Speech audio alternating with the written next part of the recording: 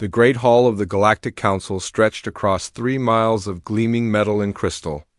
Beings from 47 different worlds sat in their assigned seats, their forms as varied as the stars themselves. Some breathed oxygen, others methane. Some had 4 arms, others had tentacles.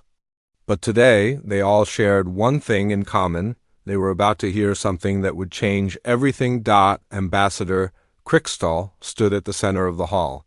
His people, the Zephyrians, had been exploring space for over 10,000 years. They were old, wise, and careful. Their crystalline bodies could live for centuries, and their memories were perfect. When a Zephyrian spoke of danger, smart beings listened. But today, many of the younger races were not listening.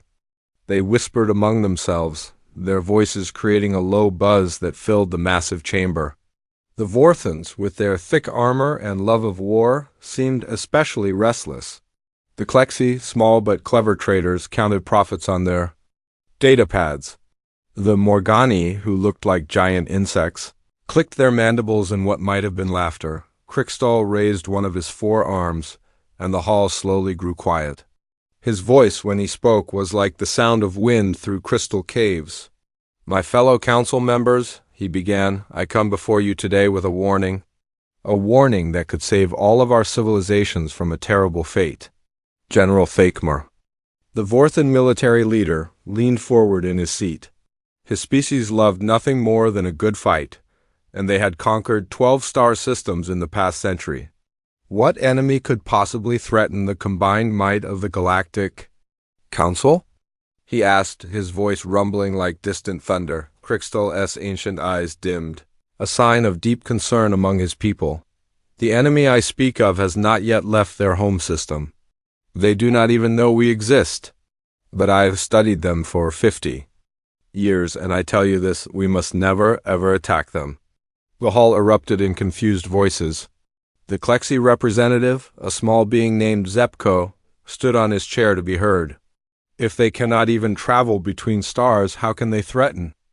The U.S., our smallest scout ship, has weapons that could destroy their entire planet." "That," said Crickstal, "is exactly why they are so dangerous." The Zephyrian moved to the center of the hall, where a massive display screen showed images from a small blue and green world.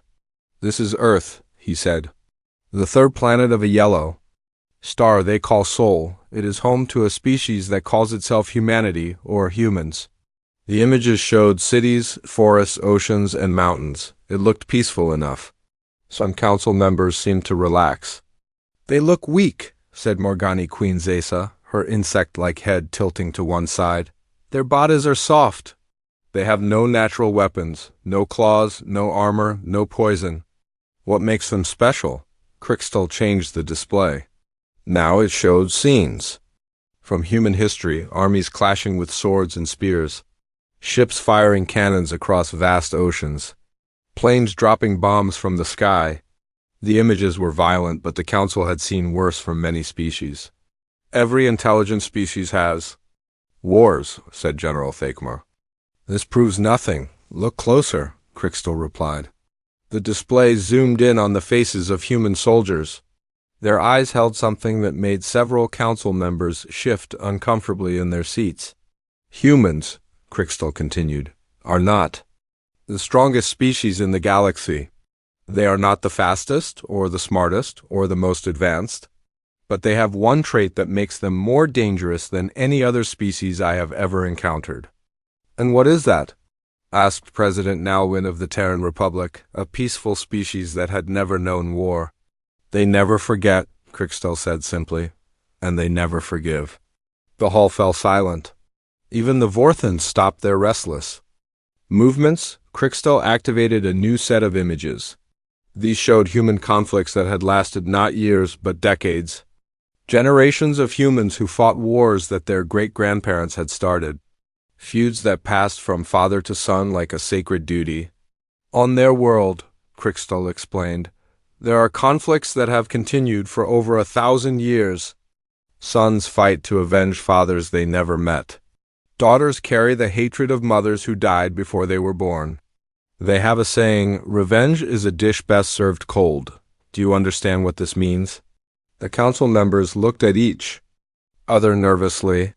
Most species fought until they won or lost, then moved on. The idea of carrying hatred for centuries was alien to them. It means, Crystal continued, that they will wait as long as necessary to pay back those who wrong them.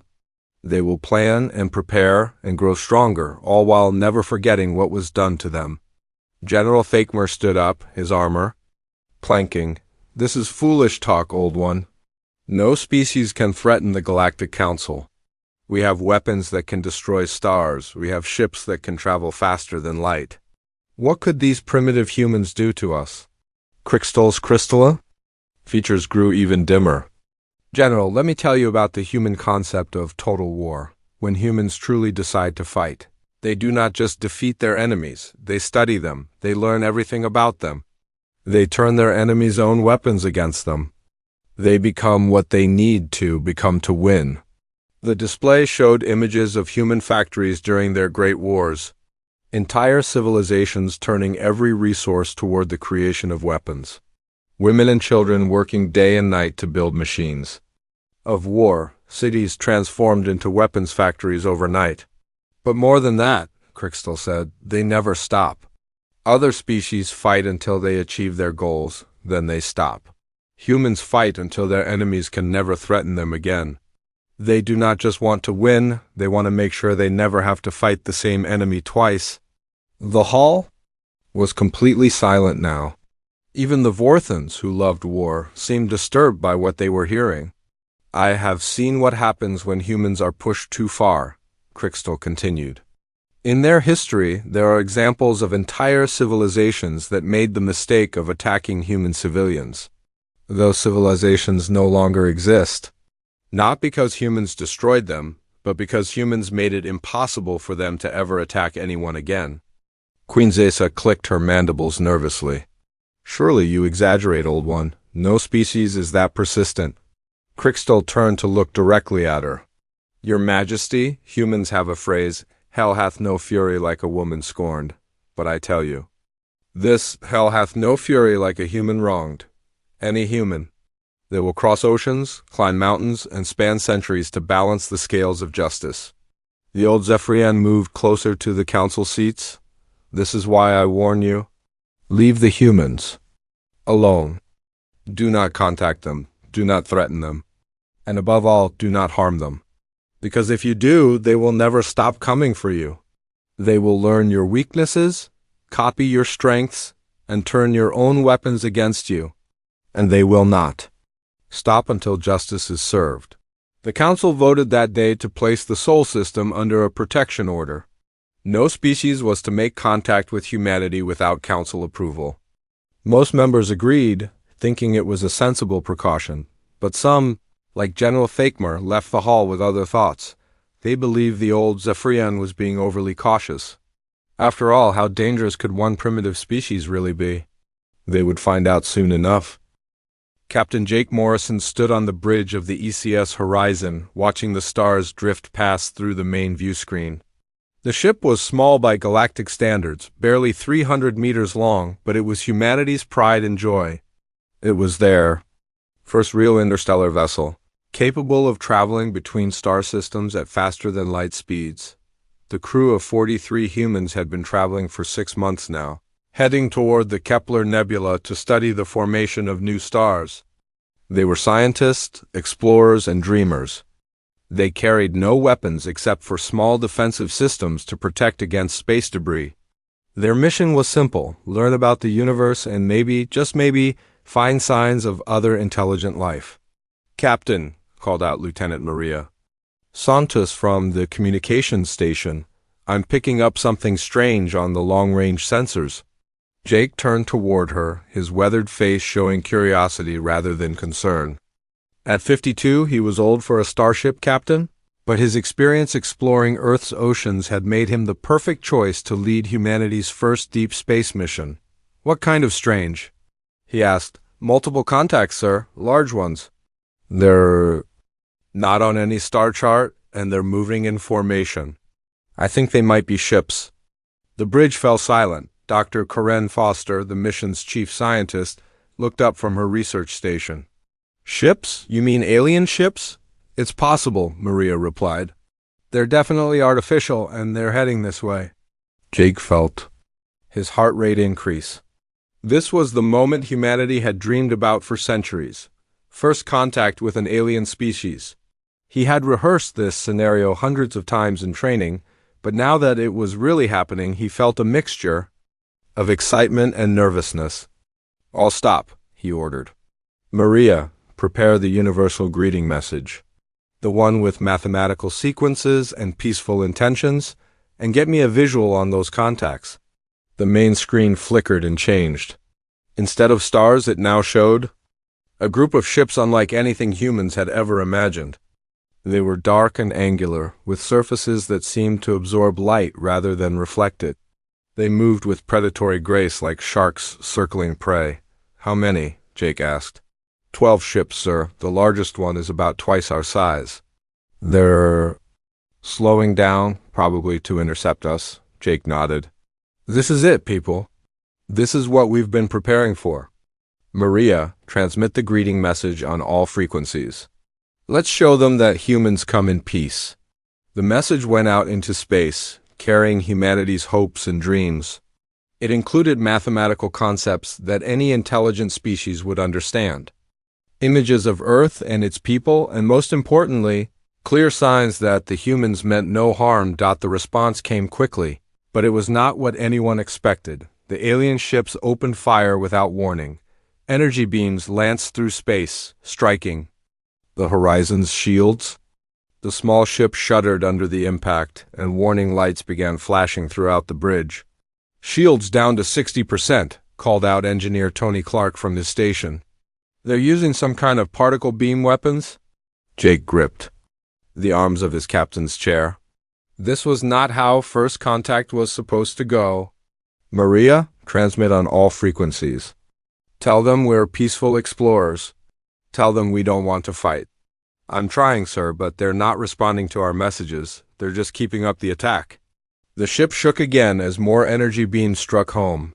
The lights flickered, and the artificial gravity wavered for a moment.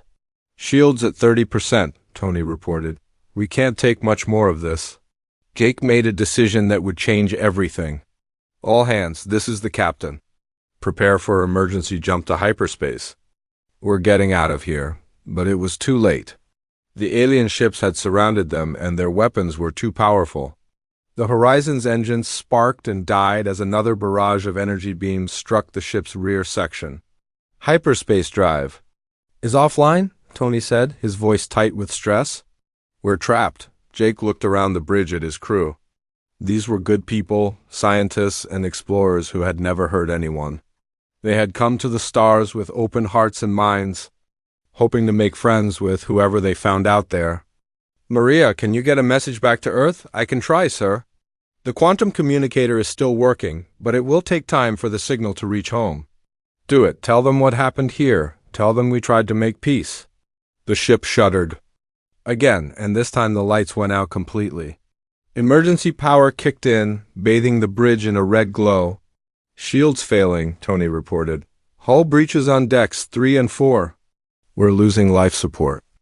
Jake opened a channel to the entire ship. This is the captain. All hands, prepare for the worst. It's been an honor serving with you all. On the alien flagship, Admiral Vexkar watched the human ship dying with satisfaction. The Rakthani were a proud warrior race, and they had conquered 17 star systems through superior firepower and aggressive tactics. This small vessel had presented itself as a perfect target for weapons testing. The alien ship is defenseless, reported his weapons officer. Shall we finish it? Yes, Vexkar replied. But first, let's see what they're made of inside. The Rakthani were reptilian creatures with scales that changed color based on their emotions. Right now, Vexkar's scales showed the deep red of excitement and the gold of anticipated victory. He had been hunting for weeks, looking for something to fight, and these aliens had provided the perfect opportunity back on the horizon. Jake Morrison managed to get the quantum communicator working one last time. The message he sent was brief, but it would echo through history. This is Captain Jake Morrison of the Earth colonial ship Horizon. We are under unprovoked attack by unknown hostile forces.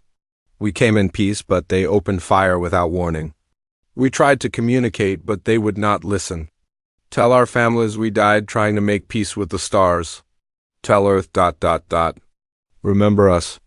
The message shot through space at speeds faster than light, racing toward a small blue planet where humanity waited for news from their first interstellar explorers. The final attack came moments later. The alien weapons tore through the horizon's weakened hull like paper. The ship broke apart in a brilliant flash of light that was visible for millions of miles. 43 human beings died in that moment. Scientists, explorers, dreamers, people who had never fired a shot in anger, who had spent their lives trying to understand the universe and make it a better place. Admiral Vexkar watched the explosion with satisfaction. Another successful weapons test, he told his crew.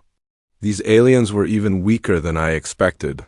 Record the encounter and file it in the military archives. The Rakthani ships turned and headed back toward their home system, already forgetting about the small vessel they had destroyed. To them, it had been nothing more than target practice. But space remembers everything. The wreckage of the horizon drifted slowly through the void, carrying with it the hopes and dreams of an entire species. Pieces of human technology, scattered across millions of miles of space, would tell their own story to anyone who found them. 47 days later, Jake Morrison's final message reached Earth. The response from humanity was not what the Rakthani would have expected. There was no panic, no desperate pleas for mercy. The government held emergency meetings, scientists worked around the clock, and military leaders drew up plans, but the official response was surprisingly simple: a message, sent back along the same quantum frequency that had carried Jake's final words. Message received. We understand. Response incoming. The message was signed not by Earth's president or military leaders, but by 43 names. The families of the crew members who had died aboard the Horizon. Mothers and fathers, husbands and wives, children, who would never see their parents again. At the bottom of the message, in simple text, was a single line that would become humanity's promise to the galaxy: we will remember. On the Rakthani homeworld, Admiral Vexkar received a promotion for his successful encounter with the unknown aliens. He celebrated with his officers, boasting about how easily they had defeated the strange creatures from the small blue planet. None of them noticed the small piece of debris that had been recovered from the alien ship's wreckage. It was just a data storage device, damaged but not destroyed. Rakthani scientists studied it briefly, learned enough to understand the aliens' language and technology, then filed it away in their archives. They had no idea that this small device contained detailed information about human history, technology, and most importantly, human psychology. They had no idea that they had just given humanity everything it needed to plan the perfect revenge. 8 years would pass before the humans came. 8 years of preparation, of learning, of growing stronger. The Rakthani would forget about the small ship they had destroyed, dismissing it as a minor victory in their long history of conquest. But humanity would not forget. Humanity never forgot. The hunt was about to begin. 8 years had passed since the Horizon died in the cold depths of space.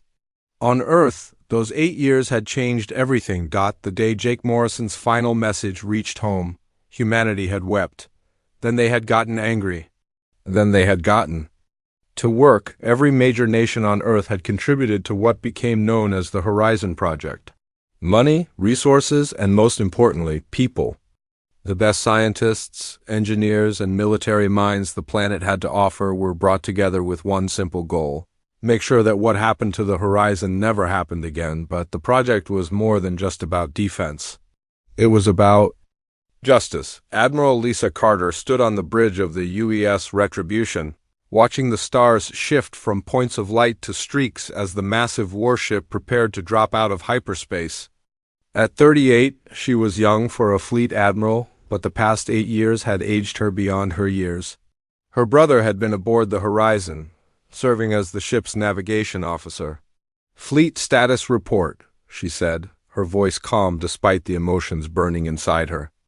All ships report ready, Admiral, replied Commander Pete Williams from the tactical station. 200 vessels, all combat ready. The Rakthani won't know what hit them. Lisa nodded, but her expression remained grim.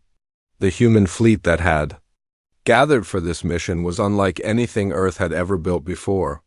These were not exploration vessels like the Horizon. These were ships of war, designed with one purpose in mind, to show the galaxy that humanity would not be ignored. Communications, are you ready to send the message? Yes, Admiral, all frequencies prepared. Good, remember, we're not here to start a war. We're here to finish one that began 8 years ago.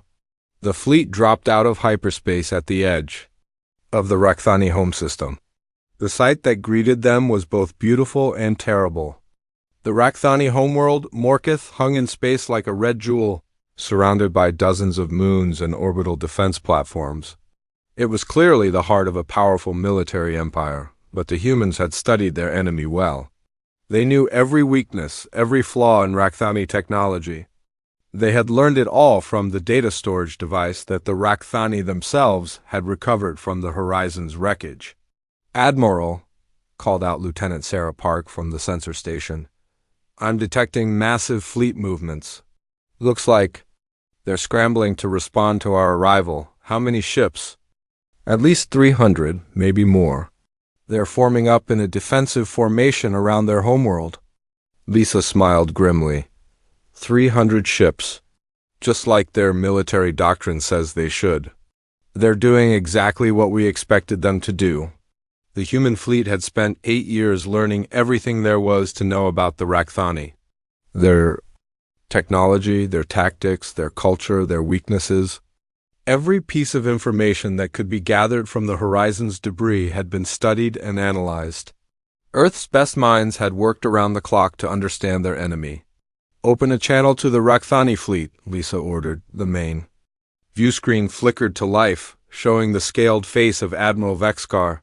He was older now, his scales dulled with age, but his eyes still held the same cruel intelligence that had doomed the Horizon 8 years ago.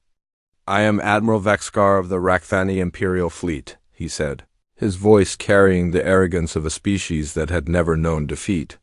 You have entered Rakthani space without authorization. Identify yourselves and state your intentions. Lisa stepped forward, her uniform bearing the insignia of the United Earth Space Force. Behind her, displayed on the ship's bulkheads, were the names and faces of the 43 people who had died aboard the Horizon. I am Admiral Lisa Carter, of the United Earth Space Force, she said, her voice carrying across space to the Rakthani fleet. 8 years ago, you murdered 43 human beings who came to you in peace. They were explorers, scientists, people who had never hurt anyone. You killed them without warning, without provocation, without mercy. Vexkar's scales shifted to show confusion. I do not remember any such encounter. Many alien vessels have been destroyed in Rakthani space over the years. If your people trespassed in our territory, they faced the consequences. Their names were Jake Morrison, Maria Santos, Corinne Foster, Tony Clark. Lisa began reading the list of names, her voice growing stronger with each one. They were my friends. They were our family. And today we have come to balance the scales. The Rakthani Admiral's scales shifted to show anger. You dare threaten the Rakthani Empire? We have conquered 17 star systems. Our fleet has never known defeat. You are outnumbered and outgunned. No, Lisa replied quietly. We are prepared. The first shots came from the Rakthani fleet, just as the humans had predicted. Energy beams and missile volleys streaked across space toward the human formation. But the human ships were ready. The energy shields that protected the human vessels were not like anything the Rakthani had seen before.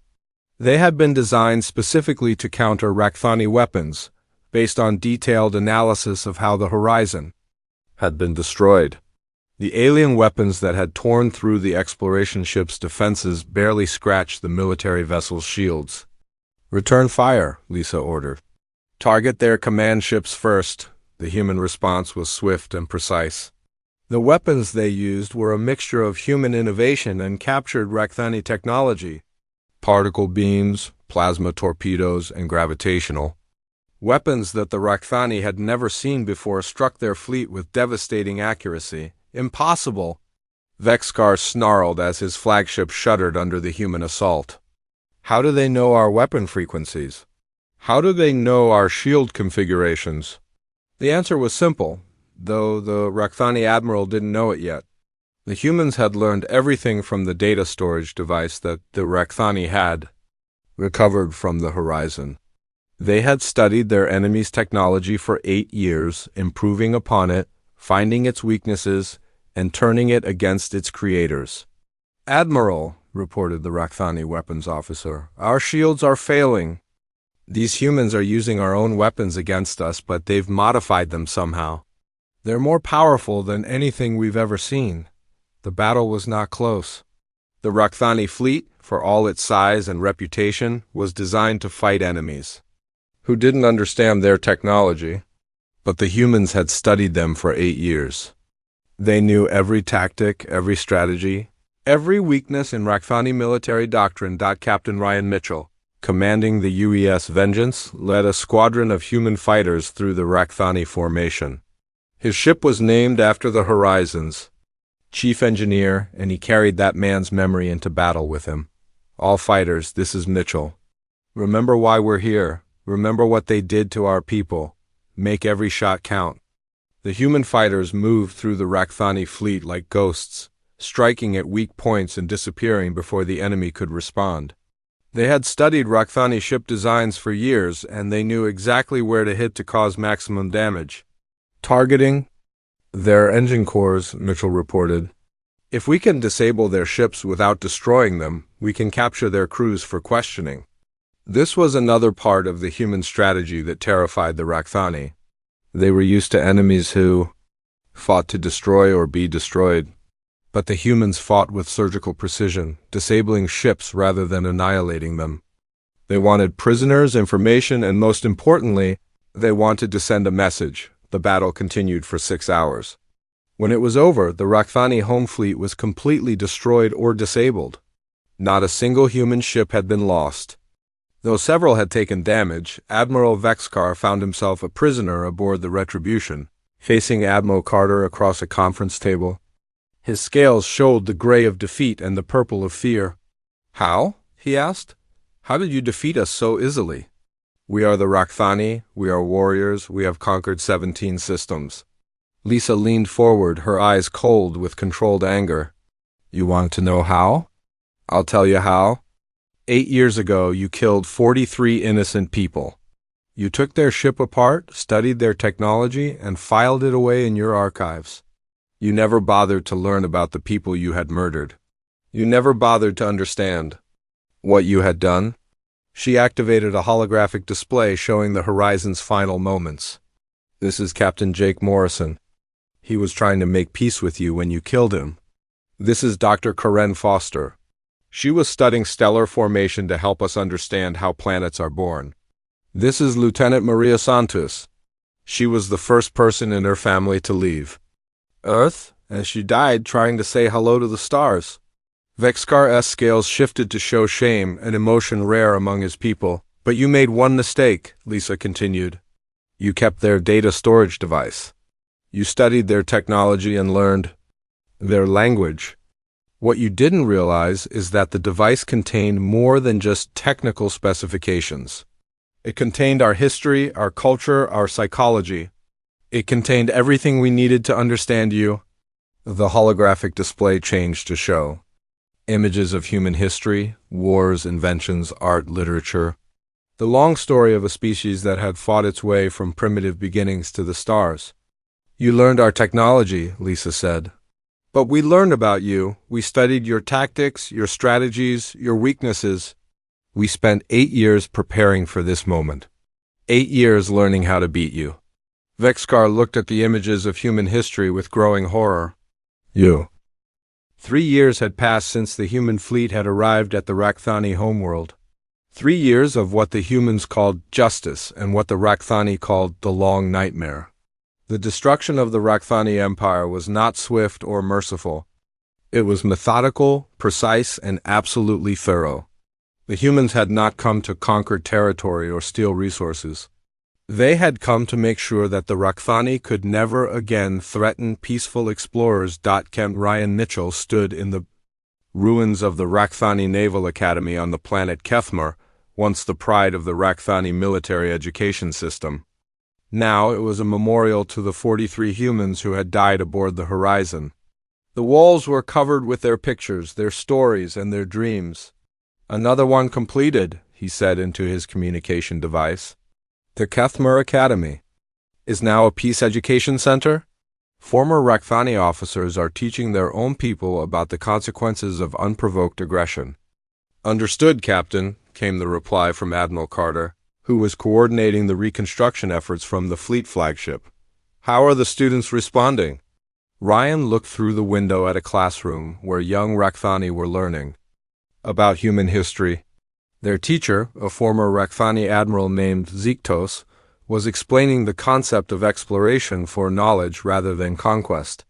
"Better than expected," Ryan replied. "The younger generation seems to understand what their military did wrong. They're genuinely interested in learning about peaceful contact with other species." This was the true genius of the human strategy. They had not simply defeated the Rakthani military. They had captured it, studied it, and then turned it against itself. Every Rakthani officer who had participated in or supported military aggression was now required to learn about the victims of their actions. The program was called Education for Understanding, and it was perhaps the most revolutionary concept the galaxy had ever seen. Instead of executing war criminals or imprisoning them, the humans made them teachers. They forced them to learn about the people they had hurt, and then to share that knowledge with others. Colonel Amy Brooks was pursuing a different kind of justice in the Outer Rim territories. She had been hunting Admiral Vexkar for 2 years, following leads and tracking him across dozens of star systems. The former Rakthani fleet commander had escaped during the initial battle and had been hiding in the lawless regions beyond galactic civilization, but humans were patient hunters, and Amy had learned patience from the best. She had studied Vexkar's psychology, his habits, his fears. She knew him better than he knew himself. Her ship, the UES Justice, dropped out of hyperspace near a small mining station on the edge of known space. Intelligence reports suggested that Vexkar was hiding here, working as a common laborer to avoid detection. "Scan the station," Amy ordered. "Look for Rakthani life signs." "Got him," reported Lieutenant Dave Chun from the sensor station. "Mining. Level 7, working the processing plants." "He's using the name Colmer now," Amy smiled grimly. "Of course he is. That was his father's name. He's trying to hide behind family honor, but he's forgotten that honor can't erase what he's done." The Justice docked at the mining station without fanfare. Amy walked through the crowded corridors wearing civilian clothes, just another traveler passing through. But she carried with her a small device that contained the complete record of the Horizon's destruction, including the voice recordings of the crew's final moments. She found Vexkar in the processing plant, operating heavy machinery, with the defeated posture of a broken man. His scales, once bright with warrior pride, were now dull and gray with shame and fear. "Hello, Admiral," she said quietly. Vexkar turned, and his eyes widened with recognition. You're human. Colonel Amy Brooks, United Earth Space Force? I've been looking for you for 2 years." The former Rakthani admiral looked around the plant, perhaps thinking of running. But there was nowhere to go. The humans had been patient, but they had also been thorough. "I know why you're here," he said, his voice barely above a whisper. "You've come to kill me." Amy shook her head. "No, I've come to make you understand." She activated the device she carried, and the voices of the Horizon's crew filled the air.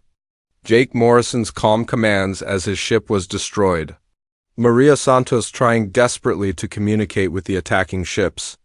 Karen Foster's final message to her family. Vexkar's scales shifted to show deep purple, the color of overwhelming grief among his people. "These are the people you killed," Amy said. "These are the voices you silenced. Listen to them." For the next hour, Amy played the complete record of the Horizon's final moments. She showed Vexcar pictures of the crew. Members told him about their families, their hopes, their dreams. She made him understand that each person he had killed was not just a casualty of war, but a unique individual with their own story. Jake Morrison had a daughter, Amy said, showing him a picture of a young girl. She was 7 years old when you killed her father. She used to wait by the window every day, hoping he would come home from the stars. Vexcar's legs gave out, and he collapsed onto the floor of the processing plant. His scales had turned completely white, the color of absolute despair. Maria Santos was going to be married, Amy continued. Her fiancé waited for her for 3 years before he accepted that she was never coming home. He still wears her engagement ring on a chain around his neck. The broken admiral looked up at her with eyes that had lost all hope. Why are you telling me this? Why don't you just kill me and be done with it? Because death is too easy, Amy replied. Death is what you gave to our people. Quick, meaningless death, but justice. Justice requires understanding. She helped him to his feet, her touch surprisingly gentle. You're coming with me, Admiral. You're going to face the families of the people you killed. You're going to look them in the eye and tell them why their loved ones had to die. The journey back to Earth took 2 weeks. During that time, Amy made sure that Vexcar learned everything about the people he had killed. She showed him videos of Jake Morrison teaching his daughter to ride a bicycle. She played recordings of Maria Santos singing in her church choir. She read him letters that Karen Foster had written to her mother, describing her excitement about exploring the stars. By the time they reached Earth, Vexcar was a completely different being. The proud warrior who had once commanded fleets and conquered worlds had been replaced by someone who finally understood the true cost of his actions. The trial was held in New Geneva, in the same building where humanity had first decided to explore the stars, but this was not a trial for revenge. It was a trial for understanding. Vexcar stood before the families of the 43 people he had killed. He looked into their faces and saw not hatred, but sadness. These were people who had lost everything, but who had chosen to seek justice rather than revenge. I don't expect forgiveness, he said, his voice translator carrying his words to the packed courtroom. I don't deserve it. But I want you to know that I understand now. I understand what I took from you. Jake Morrison's daughter, now 15 years old, stood up in the gallery.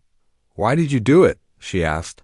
Why did you kill them without even trying to talk to them? Vexcar looked at her for a long moment. Because I was taught that strength was the only thing that mattered. I was taught that other species were threats to be eliminated, not beings to be understood. I was wrong. I was so very wrong. The human judge, a woman named Patricia Gold, listened to testimony for 3 days. She heard from the families of the victims, from Rakthani officers who had served under Vexcar, and from experts on interspecies relations, but the most powerful testimony came from Vexcar himself. He told the court about his culture, his training, his belief that the Rakthani were superior to all other species.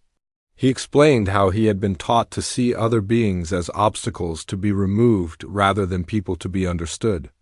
I spent my entire life believing that conquest was the highest form of honor, he said. I thought that destroying weaker species made me strong. I never considered that they might have families, dreams, hopes for the future. I never thought of them as people. The sentence was unprecedented in galactic history. Vexcar was not executed or imprisoned. Instead, he was assigned to serve as a teacher in the peace education program that the humans had established throughout former Rakthani space. You will spend the rest of your life making sure that what happened to the Horizon never happens again, Judge Gold told him. You will teach young Rakthani about the value of peaceful contact. You will share your story as a warning to others. And you will carry the memory of the 43 people you killed for the rest of your days. But the humans were not finished with their justice. While Vexcar was facing trial on Earth, other human forces were completing the systematic dismantling of the Rakthani military machine. Captain Susan Ford led a team of specialists to the Rakthani military archives on the planet Morkith. Her job was to identify every officer who had been involved in attacks on peaceful vessels over the past century. "We found records of over 200 attacks," she reported to Admiral Carter. "Most of them were against unarmed exploration, ships or trading vessels. The Rakthani have been doing this for generations. The humans created a database of every victim, every attack, every act of unprovoked. 5 years had passed since the last Rakthani warship had been converted into a hospital ship. 5 years since the galaxy had watched in amazement as humanity had transformed their greatest enemies into their strongest allies. Now the Galactic Council was meeting again, but this time the atmosphere was very different. Ambassador Susan Ford walked through the great halls of the council station, her footsteps echoing off the crystal walls. She was humanity's first official representative to the Galactic Council, and she carried with her the hopes and dreams of an entire species that had learned to reach for the stars. The council chamber was packed with representatives from over 60 different worlds. Some were old friends, species that had welcomed humanity with open arms. Others were former enemies who had learned to respect human determination. And a few were new allies, species that had asked for human protection.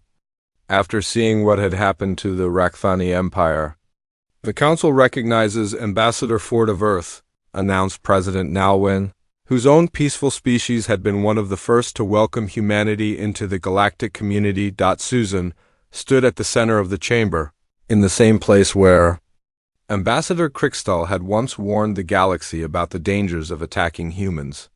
The old Zephyrion was still there, sitting in his crystal chair, his ancient eyes bright with what might have been pride. "Honored representatives," Susan began, her voice carrying clearly through the chamber's translation systems. 5 years ago, my species was unknown to most of you. We were a young race, barely capable of traveling between star systems. We had never fired a shot in anger at another species. We had never conquered a world or enslaved a population. She paused, looking around the chamber at the assembled aliens. "But we had one thing that made us different from many other species. We had memory. We had the ability to learn, to adapt, and to never forget those who had wronged us." The chamber was completely silent. Even the warlike Vorthans, who had once dismissed humanity as weak, listened with respectful attention. "When the Rakthani destroyed our ship, the Horizon, they killed 43 innocent people. Explorers, scientists, dreamers who had come to the stars hoping to make friends. The Rakthani killed them without warning, without mercy, without even trying to communicate." Susan activated a holographic display that showed the current state of former Rakthani space. Instead of military bases and weapons factories, the images showed schools, hospitals, and research stations. Children of different species played together in parks that had once been parade grounds for conquering armies. "We could have responded with genocide," Susan continued. "We could have destroyed their worlds, enslaved their people, or wiped them from existence. Many species in the galaxy would have done exactly that. But we chose a different path." She changed the display to show images of former Rakthani officers teaching peace studies to young aliens of various species. Admiral Vexkar, now old and gray, but with scales that showed the blue-green of peace, was reading stories to a group of mixed-species children. "We chose justice over revenge. We chose education over execution. We chose to turn our enemies into our allies and our tragedy into a foundation for lasting peace." The Vorthan General Fakemur, who had once laughed at warnings about humanity, stood up in his section. "Ambassador Ford," he said, his voice carrying the respect of one warrior. "For another, your species has shown us a new way of conducting warfare. You have proven that the greatest victory is not the destruction of your enemies, but their transformation into friends." Susan nodded. "General Fakemur, your words honor us. But we did not invent this concept. We simply applied it on a scale that the galaxy had never seen before." She turned to address the entire chamber. "Today, I come before you not just as a representative of humanity, but as a voice for all species that choose peace over conflict. We propose the establishment of new galactic laws that will protect peaceful explorers and prevent the tragedy of the horizon from ever happening again. The proposal she presented was comprehensive and revolutionary. It became known as the Morrison Accords. Named after the captain who had died trying to make peace with the stars, the Accords established strict protocols for first contact between species. Any attack on a peaceful vessel would be considered a crime against the entire galactic community. Species that violated these laws would face not just military consequences, but educational intervention designed to prevent future conflicts. We proposed the creation of the Galactic Peace Corps, Susan explained. A joint organization made up of representatives from all member species, dedicated to preventing conflicts and educating young civilizations about the value of peaceful contact. The vote was unanimous. Every species in the council, from the ancient Zephyrians to the aggressive Vorthons, agreed to support the new accords, but the real testament to the success of the human approach came from an unexpected source. Ambassador Colvin, a young Rakthani who had been born after the fall of the Empire, stood to address the council.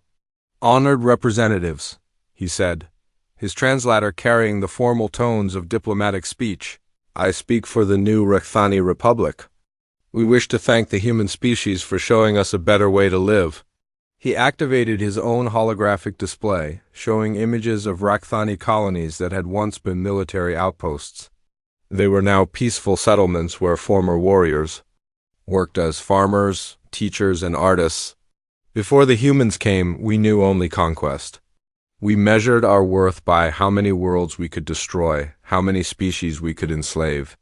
We thought that strength came from the ability to cause fear. His scales shifted to show the deep blue of profound gratitude. The humans taught us that true strength comes from the ability to build rather than destroy. They showed us that the greatest victory is not the defeat of our enemies, but the creation of friends. The young Rakthani diplomat looked directly at Susan. "We pledge our support to the Morrison Accords. We promise that never again will our species attack peaceful explorers. And we dedicate ourselves to teaching others the lessons we learned from humanity." The ceremony concluded with the lighting of the memorial flame, a new tradition that honored all species who had died in unprovoked attacks. The flame was lit by representatives from 43 different species, each one representing a crew member who had died aboard the Horizon. As the council session ended, Susan found herself walking with Ambassador Crickstel through the station's memorial gardens. The old Zephyrian moved slowly, his crystalline body showing the wear of countless centuries. "You proved me right," he said quietly. "I warned the council about attacking humans, but even I did not foresee what would happen." "What do you mean?" Susan asked. "I thought your species would seek revenge. I thought you would become conquerors like so many others. But you surprised me. You became something better." Crickstel stopped beside a fountain that had been built in memory of the Horizon's crew. "You turned your tragedy into triumph. You made your enemies into allies. You showed the galaxy that there is another way to resolve conflicts." Susan smiled. "We had good teachers. The crew of the Horizon taught us that peace is worth fighting for. They showed us that sometimes the best way to honor the dead is to make sure their deaths have meaning." The old Zephyrian's eyes dimmed in. What his species considered a smile. "Your Captain Morrison would be proud?" He came to the stars hoping to make friends, and in the end, he succeeded beyond his wildest dreams. 3 months later, the first joint human Rakthani exploration mission launched from Earth. The ship was called the X New Horizon, and it carried a crew that included both species working together to explore the galaxy. Captain Linda Hayes, Jake Morrison's former second-in-command, stood on the bridge as the ship prepared for its first hyperspace jump. Beside her stood Commander Ziegfeld, a young Rakthani who had volunteered for the mission as a way of honoring the memory of those his species had killed. "Are you ready, Commander?" Linda asked. "Yes, Captain. It is an honor to serve with you." The New Horizon jumped into hyperspace, carrying with it a message of hope to the galaxy. On board were scientists, explorers, and diplomats from a dozen different species, all working together to make the universe a safer place for peaceful contact. Back on the former Rakthani homeworld of Morkith, now renamed New Harmony children. From multiple species played together in the memorial park that had been built where the old military academy once stood. The park was filled with fountains, gardens, and quiet places for reflection. At the center of the park stood a simple monument made of both human and Rakthani materials.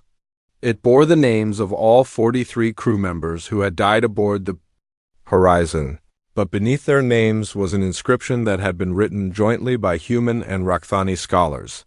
They came in peace. They died in peace. They are remembered in peace. From their sacrifice we learn that the greatest strength is not the power to destroy, but the wisdom to understand. May all who read this choose friendship over fear, and may the stars forever welcome those who come in peace. The monument was tended by volunteers from both species, working together to maintain the gardens and teach visitors about the importance of peaceful contact between different worlds. Admiral Lisa Carter, now retired from military service, often visited the memorial. She would sit on one of the